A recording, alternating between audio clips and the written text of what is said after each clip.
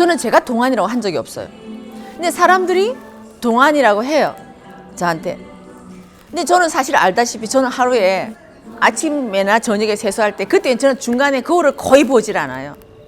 저는 사실 제 얼굴에 별로 관심이 별로 많이 없어요. 남들이 볼 적에는 정말로 뭐 거울에 많이 토닥거리고 막 뭘 많이 할 것 같죠. 사실 그런 게 별로 없어요. 저는 제가 절에서 공부를 할 때, 불교에서 공부를 할 때는 오히려 육신을 망가뜨리는 작업을 많이 했어요.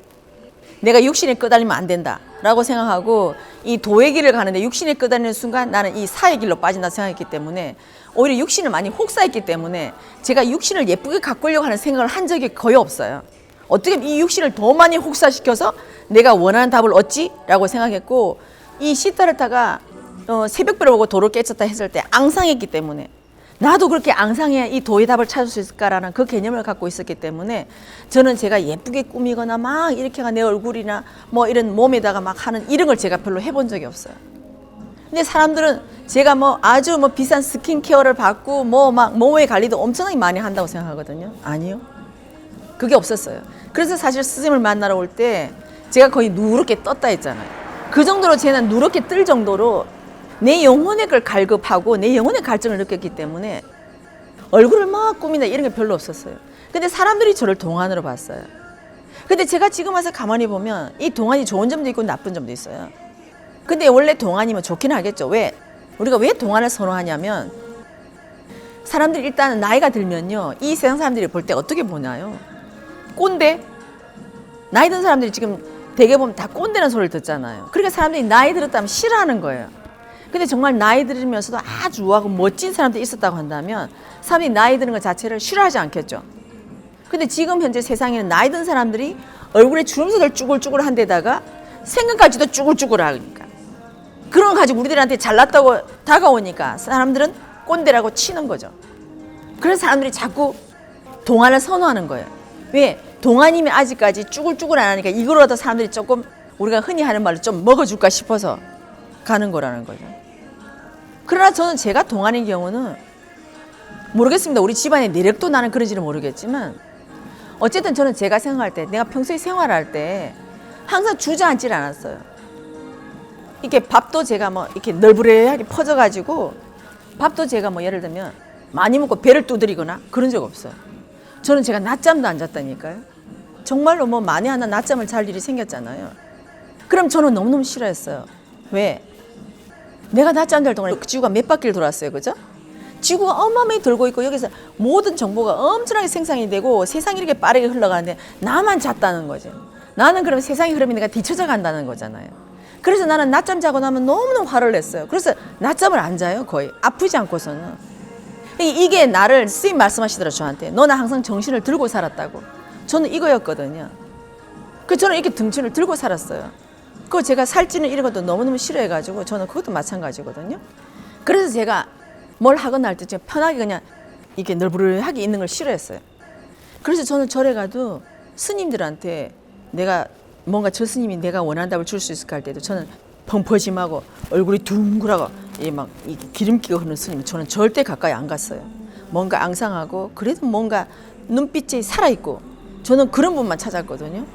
제가 그런 분을 찾았는데 제가 스스로가 펑퍼짐에 퍼져 있고 용납이 안 되는 거죠. 그래서 저는 그렇게 안 하는 거예요. 그렇게 하다 보니까 항상 답을 찾는 이런 삶을 살다 보니까 항상 편하게 있었던 적이 없어요. 그렇다 해서 뭐 물질적으로 불편하다 이런 게 아니고 내 스스로 정신적으로 편안하지 않은 거죠.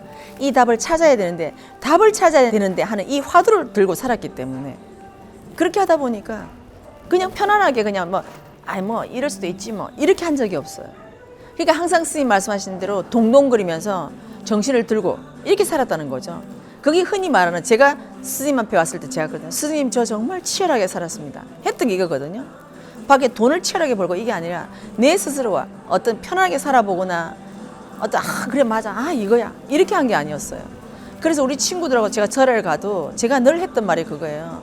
너희들은 그 절이 좋다고 너는 자꾸 그 절을 다니는데 나는 좋은 절이 없다. 나는 정말 그래 어느 절이든 가서 그래 나는 정말 나는 이 절에 앞으로 계속 나는 다닐래 이렇게 하면 좋은데 나는 가도 아니고 가도 아니니까 나는 정말 내 마음에 드는 절을 한번 찾아봤으면 좋겠다. 이 얘기를 내가 늘 했었거든요. 그 정도로 내가 원하는 답을 채워주는 스님이 없었기 때문에 그래서 항상 이 절 갔다가 다음에 또 다른 절 갔다가 또 다른 절 갔다가 또 그렇게 됐던 거죠. 그래서 이것처럼 마찬가지로 그 동안이라는 것은 사람이 푹 퍼지면요, 스님 말씀하신 대로 지구의 중력에 딸려가기 때문에 주름살도 는다고 봐요. 근데 퍼지지 않고 항상 들고 있기 때문에 항상 정신을 바짝 차리고 있으니까 이 중력이 나를 그만큼 못 당기는 거죠. 그러니까 남들보다 조금 더 젊어 보이거나 또 젊을 수도 있겠죠. 그래서 내가 뭔가를 펑퍼짐하게 놓지 않았기 때문에 저는 그렇다고 봐요. 항상 이걸 내 생각, 이걸 항상 들고 살았어요.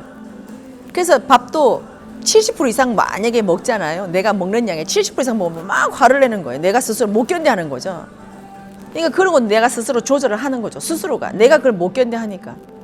그리고 저는 아니 내가 원하는 답도 찾지 않았는데 뭘 밥 먹고 뭐 배 두드리고 펑퍼짐하게 저는 이게 용납이 안 됐던 거죠. 그러니까 항상 내가 원하는 답, 내가 원하는 답 이걸 항상 들고 있었기 때문에 그렇게 하다 보니까 제가 남들보다는 조금 항상 아까도 얘기했지만 뭔가 변화를 추구하고 계속 뭔가 새로운 도전을 하니까 그죠? 그래서 우리가 뭔가 도전하는 사람은 눈빛이 살아있어요. 그죠?